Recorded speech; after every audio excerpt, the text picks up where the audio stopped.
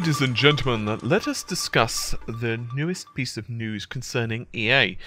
That is, their stocks have dipped by 7.3%. This has been after the announcement that the Battlefield 4 DLC, as well as Star Wars Battlefront, development has been delayed, and so because of that, their stocks have plummeted. And so in this Red Gaming Technicon video, you're going to be hearing my point of view on this.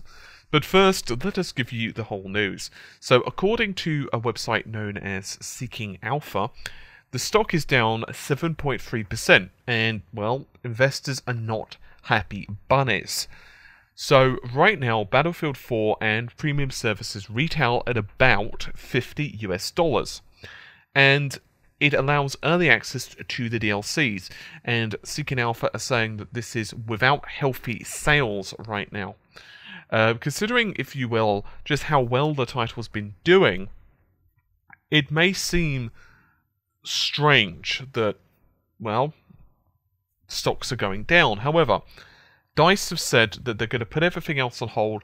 The main focus for them right now is to fix the bloody game, because there are some issues. There are crashing issues, there are server problems against all platforms, and so on. DICE are working on with this, and in my personal opinion, as the point of view of a gamer, I think that's absolutely bloody awesome. However, the problem is the stock is falling, and that's of course because shareholders aren't happy, investors are not happy. And obviously this means it's going to put increased pressure on EA. And this is a great example of what I've been kind of alluding to for a while. If there was this magical fantasy land where developers could take as long as they wanted to churn out another game, it wouldn't be an issue, you know. But the bottom line is that a team has a certain amount of time per project. After that time has finished, they are going to move on to a different project, and so on. So for them to basically say, you know what we're going to do, we're not going to work on these other projects right now. We want to fix the base game. We don't want to wait for the DLC. We want to fix this base game, then we'll focus on the other projects. In my personal opinion, I think it's admirable. However, it's not good from the perspective of, well, their stock, right? This is one of the reasons we cannot have nice things, and I understand from EA's point of view that it must be quite a lot of pressure on them right now. But in my opinion, and I think I'm speaking for the point of view of many gamers as well, it's actually the smart thing, because the problem is with a lot of investors that, I mean, obviously some do, but who the hell is going to buy DLC for a game that doesn't work right? You're just not gonna attract more people. So it's better just to, you know, get a good reputation, which is something that EA have been struggling with just a little bit. They've won a couple of the worst companies to work for awards, and that's not particularly something that you want on your company's resume.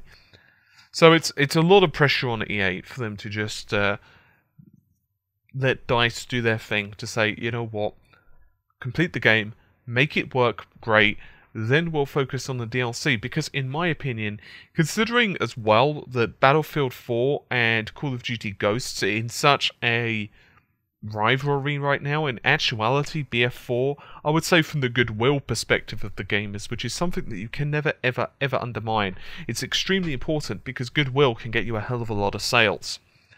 From the goodwill perspective, BF4 is doing quite well, and in the long term, it makes sense for EA to just take a hit now, because, well, let's be honest with you, if they can start selling even more copies, they're going to make this up in the future, so it's better to look like you're supporting your product, not just trying to fleece money from the consumers, especially since gamers right now are up in arms about this. I mean, just example, microtransactions, DLC, a lot of it is coming really under the hammer in the press and on forums, websites, everywhere you go right now. It's really in a laser focus. People just don't like the whole DLC, you know, situation. For example, I don't know which of the RGT posted this, but there was a post on RGT's Facebook on like a Mona Lisa image, and basically it was showing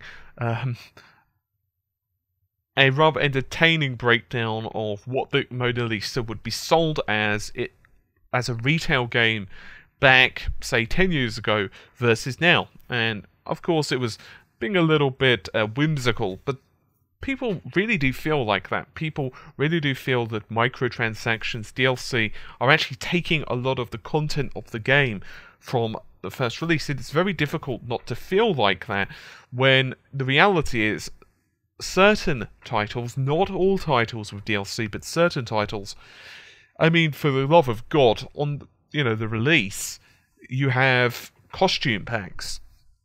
And I understand the argument. The argument is, well, you know what, you don't have to buy them. That's fair enough, I understand that. But even so, I think gamers are getting a little bit sick of that. And so, for EA to just take a stand, for DICE to take a stand, and just say, we are going to fix the issues we've had with the game, then we're going to try and release more DLC for you guys to buy and enjoy, and yes, we're going to make money from it. In my opinion, that is definitely the way to go. And I really hope that more games developers, more games publishers are going to take that route. Anyway, hopefully you've enjoyed the video. I'll see you soon. Take care. Bye for now.